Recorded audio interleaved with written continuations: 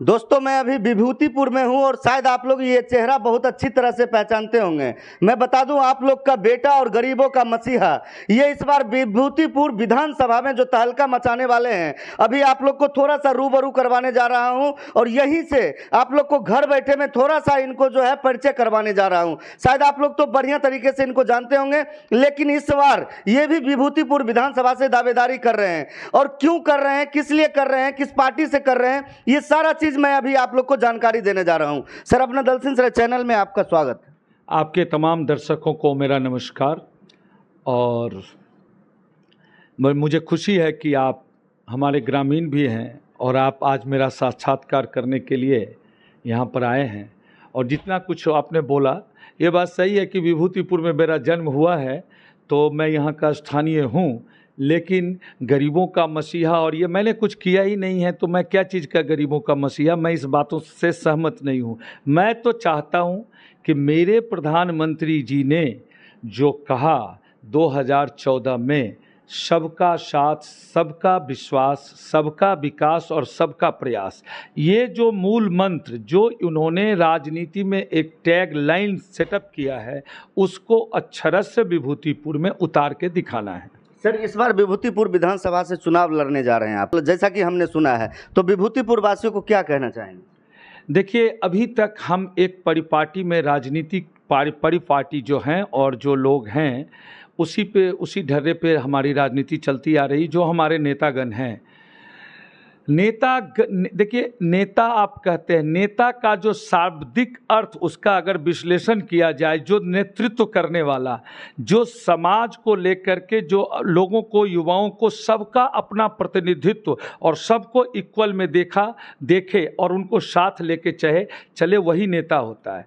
अब रह गई विभूतिपुर की बात, तो यहाँ पर तो लोग राजनीति करते हैं, हर 5 साल पे चुनाव होता है, लोकसभा का, विधानसभा का, लोकल बॉडी का।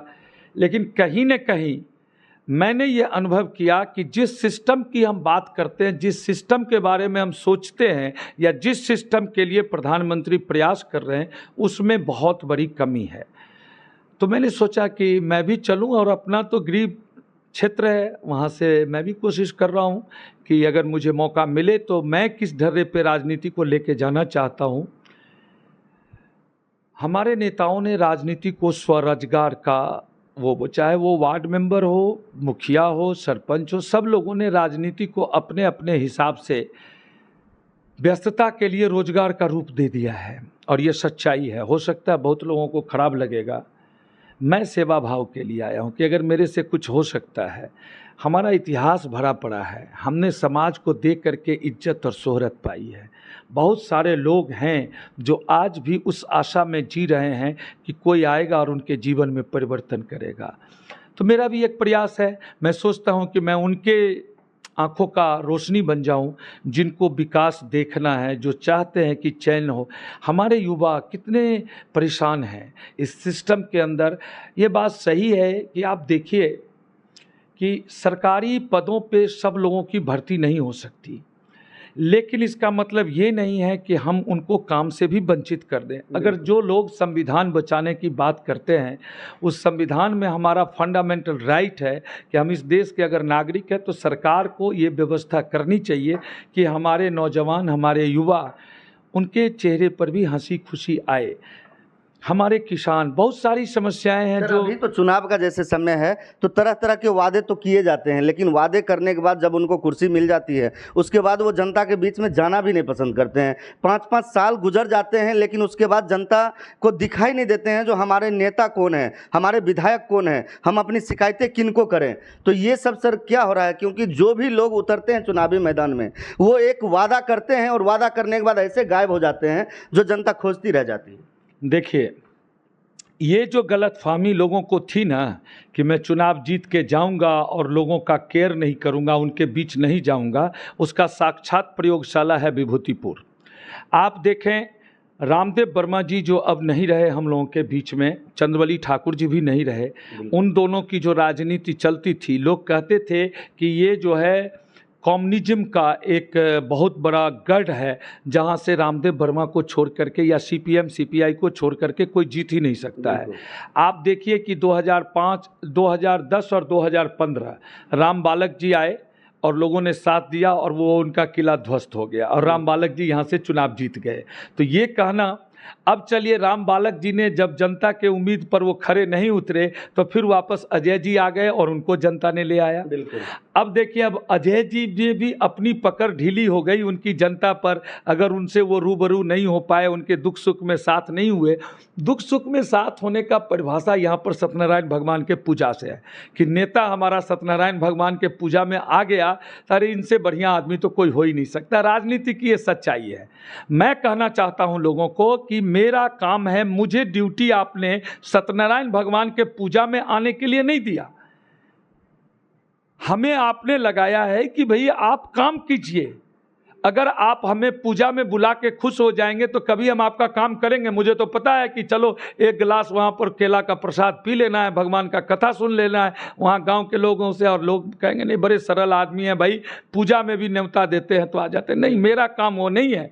पूजा है, हम गाँव समाज में हैं, मुझे खबर मिली, मैं चला गया, लेकिन मेरा काम तो जनता सौंप रही है कि no you have to do, आपको करना पड़ेगा। मैंने आपको चुन के भेजा है, मैं इस मंत्र के साथ चलता हूं।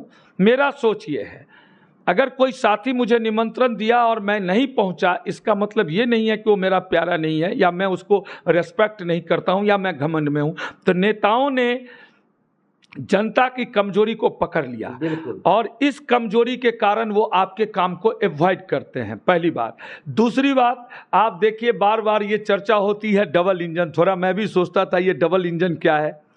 केंद्र में जो सरकार है और रहने वाली है, हम हर चीज लड़ाई करके, विपक्ष का वो सत्ता पक्ष का विरोध करके, आलोचना करके हम हासिल नहीं कर सकते हैं। हमें भी धारा के साथ चलना पड़ेगा। अगर मैं विभूतिपुर से चुन के जाता हूं तो जो सरकार हमारे सामने बैठी है, मुझे ये एहसास दिलाना पड़ेगा कि महोदय हमें भी 3 लाख लोगों ने चुन करके भेजा है, मेरी बात को भी सुना जाए। और अब रहिए, हमने विधानसभा में एक सवाल कर दिया, लोगों को आकर के अपना ताली बजवा रहे हैं कि भाई मैंने तो विधानसभा में ये सवाल पूछा था। अरे आपने पूछा, उसके बाद उसका एक्शन क्या हुआ? उस चीज को विधानसभा के रिकॉर्ड पर अब डलवा करके लोकसभा के उसमें सवाल तो बहुत तरह के पूछे जाते हैं, लेकिन जो आपने सवाल पूछा, सरकार ने उस पर एक्शन क्या किया? अब देखिए, पूरे विधानसभा के उसमें बिहार सरकार में विपक्ष में एगो हमारा सीपीएम के ये अजय कुमार जी जाते हैं, सत्ता पक्ष में उधर नीतीश जी बैठे हुए हैं, भाजपा वाले बैठे हुए हैं। तो तीसरा इंजन हम कह रहे हैं कि विभूतिपुर से भी जोड़ दीजिए, जो सत्ता के साथ मिलके काम करे। विरोध सब चीज का नहीं होना चाहिए। अब आप देखिए ना, छोटी छोटी बात पे आज के बच्चे इतना ज्ञान देते हैं, इतना ज्ञान देते हैं सोशल मीडिया पे, मुझे कभी कभी हंसी आ जाती है कि ट्रंप साहब ने इनको हायर क्यों नहीं कर लिया। अभी जैसे आप लोगों के साथ जन संवाद करते हैं, जाते हैं घर घर रूबरू होते हैं, तो सर आप देखे होंगे कि अभी नल जल की समस्या, ये जो गृह जो मिलता है सभी लोगों को, आवास जो मिल रहा है, उसमें घोटाला, भ्रष्टाचार, लोगों घुसखोरी शुरू हो गया है। तो सर ये सब क्या हो रहा है? जनता एकदम त्राहिमाम हो चुकी है। पहली बात तो मैं ये करूं कि आपने कहा जो सोशल मीडिया पे जो लोग हैं और जिनके पास कोई, इनको बेरोजगार बनाया कौन? जो ये बैठ करके प्रधानमंत्री और राष्ट्रपति ट्रंप के ऊपर में टिप्पणी करते हैं। अगर इन युवाओं के हाथ में काम होता, अगर ये अपने ड्यूटी बाउंड और अपनी रिस्पॉन्सिबिलिटी को समझते, तो कभी ये फेसबुक पर आकर के उल्टी सीधी बातें नहीं लिखते। सबसे ज़्यादा अगर बेरोजगार युवा हैं तो बिहार में ही हैं। ऐसा नहीं है, बेरोजगारी सब जगह है। अब ये सरकार का नज़रिया है कि जिस सरकार ने अपनी जनता को जिस तरीके से लीड किया है, जिस तरीके से नेतृत्व दिया है, आपको पता है कि अंबानी और अडानी गुजरात की चर्चा हम लोग बहुत करते हैं, विपक्ष भी खूब करता है, लेकिन अंबानी और अडानी गुजरात में ही क्यों पैदा हुए? आप अपने यहाँ क्यों नहीं पैदा करते?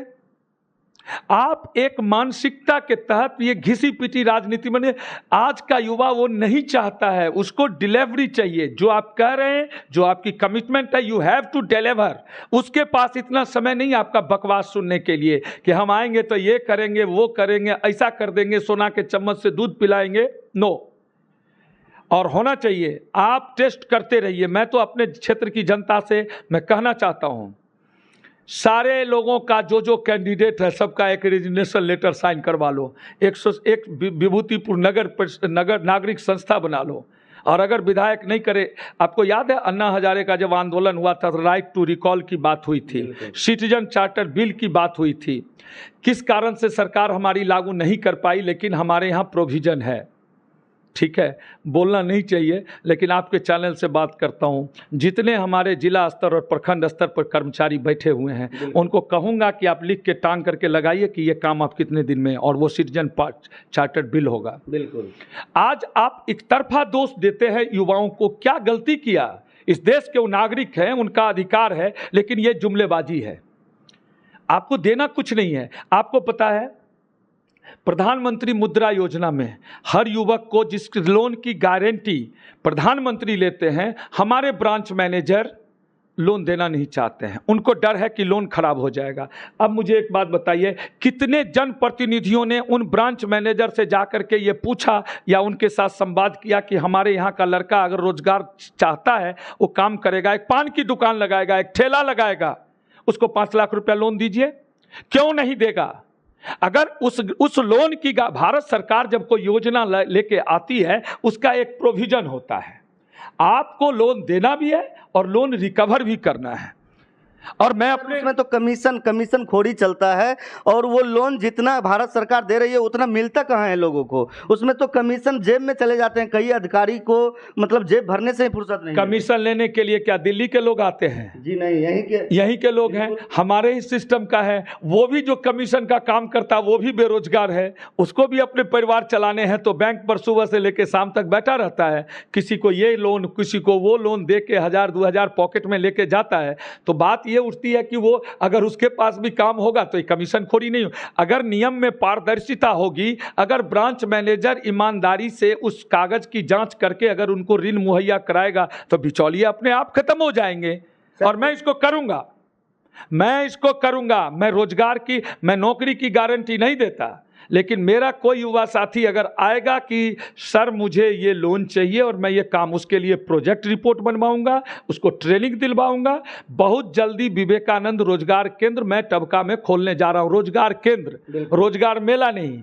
हम स्किल डेवलपमेंट पे काम करेंगे। सरकार ने बहुत सारी स्कीमें लाई, लोगों ने उसको, देखिए अपना बिहार इस सब में मास्टर है, किस चीज़ को किस ओर घुमा देगा कहना। तो मैं ज़्यादा की बात नहीं करता। मैं विभूतिपुर के प्रयोगशाला से अपने युवाओं को साथ रखते हुए, चूँकि ये बात जो है प्रधानमंत्री जी अक्सर अपने भाषण में कहा करते हैं कि हमारे देश की जो जनसंख्या है उसका 65% यूथ है, और बात भी सही है। बाकी देशों की जनसंख्या देखें तो सब बूढ़े हो गए।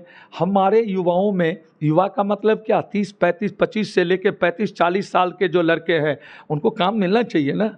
और मैंने एक योजना बनाया है कि कैसे हम सब ब्रांच मैनेजर से मिलेंगे, उनके साथ एक चाय पार्टी करेंगे, कहीं बैठेंगे। अनन्या है दल सिंह सराय में, उनको बुलाएंगे इनविटेशन। विभूतिपुर की जनता भी यही चाहती है जो हमारा नेता ऐसा हो जो हमारे लिए हमेशा तत्पर रहे, और इस बार वो भी जो है एक चेहरा को देखते देखते परेशान हो चुकी है। विभूतिपुर की जनता भी चाहती है जो हमारे सामने कोई नया चेहरा आए जो हम लोग के लिए हमेशा हमारे बीच में रहे। ऐसा नेता ना हो जो यहाँ पे वोट ले ले और जा करके पटना में डबल AC में बैठे।